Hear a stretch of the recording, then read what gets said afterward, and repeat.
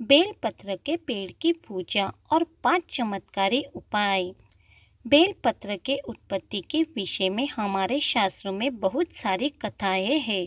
स्कंद पुराण के अंतर्गत समुद्र मंथन के समय बेलपत्र पेड़ की उत्पत्ति हुई है। जैसे तुलसी को माता लक्ष्मी का स्वरूप माना जाता है, वैसे ही बेल वृक्ष को माता पार्वती का स्वरूप माना जाता है। इस वीडियो में बेलपत्र के चमत्कारी उपाय दिए हैं, जिससे आप अपनी समस्या से मुक्ति पा सकते हैं। बेलपत्र की पेड़ की पूजा हमेशा उसकी छाया में बैठकर करनी चाहिए। कब करनी चाहिए पूजा? अष्टमी के दिन, चतुर्दशी के दिन, प्रदोष के दिन, श्रावण मास के महीने में या सोमवार के दिन। यदा कदा जब भी आपको समय मिले तब आप बेल वृक्ष की पूजा कर सकते हैं। शास्त्रों को कोई भी निषेध मनाई वारों को लेकर, तिथियों को लेकर नहीं है। जब कोई पुरुष पूजन करे तो सफेद वस्त्र धारण करना चाहिए, क्योंकि सफेद वस्त्र भगवान शिव को अत्यंत प्रिय है। वैसे ही स्त्रियां लाल, जामुनी, पीला वस्त्र धारण कर सकती है, लेकिन स्त्री को काला और अत्यंत सफेद वस्त्र धारण करना शास्त्रों में वर्जित बताया गया है। आसन बिछाकर पूर्वाभिमुख या उत्तराभिमुख करके बेल वृक्ष की पूजन करना चाहिए और गाय के घी का दीपक बेलपत्र वृक्ष की जड़ में जरूर अर्पण करना चाहिए। बेलपत्र के पेड़ के नीचे दीपक सुबह और शाम के समय लगा सकते हैं, परंतु शाम के समय प्रदोष काल में दीपक लगाना अत्यंत शुभ माना जाता है।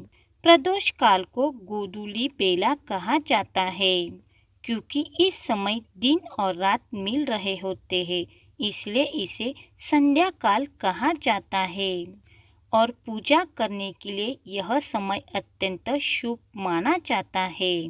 शाम के 5:30 से लेकर 8 बजे तक समय प्रदोष काल कहलाता है। बेलपत्र पेड़ की कई आसान और सरल उपाय हैं, जो आपके जीवन में आपकी मनोकामना है, ये चमत्कारी बेलपत्र के उपाय करने से पूर्ण हो जाती है।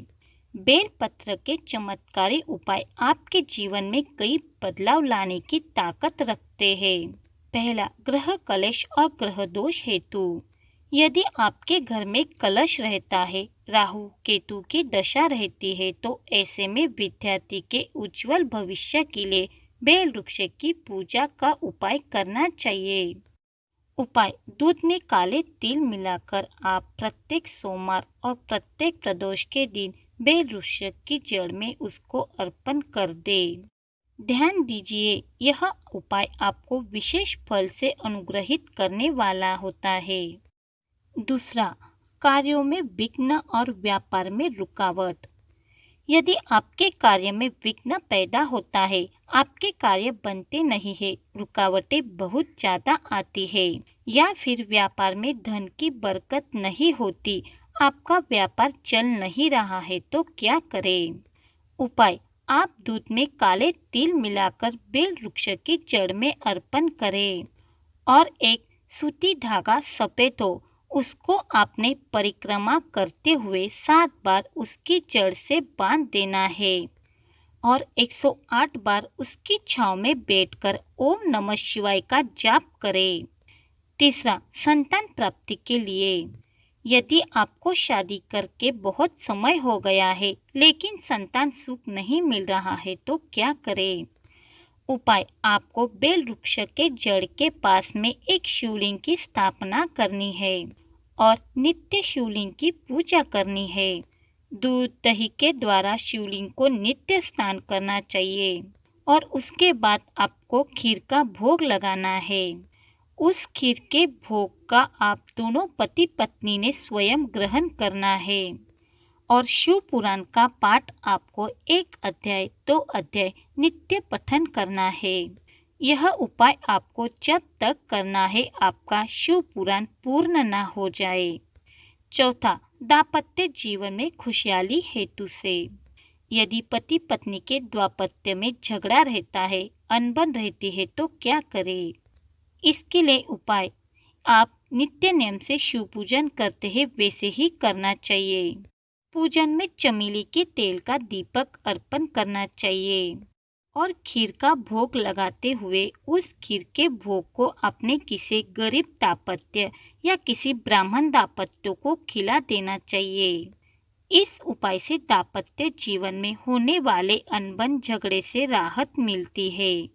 5वां, अमंगल दूर करने के लिए। यदि आप अपने जीवन में अमंगल दूर करना चाहते हैं तो क्या करें?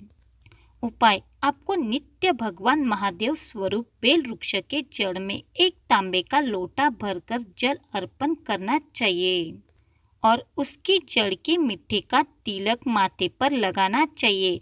इससे जीवन में होने वाले अमंगल दूर हो जाते हैं। ये थे बेल वृक्ष के पेड़ के कुछ उपाय।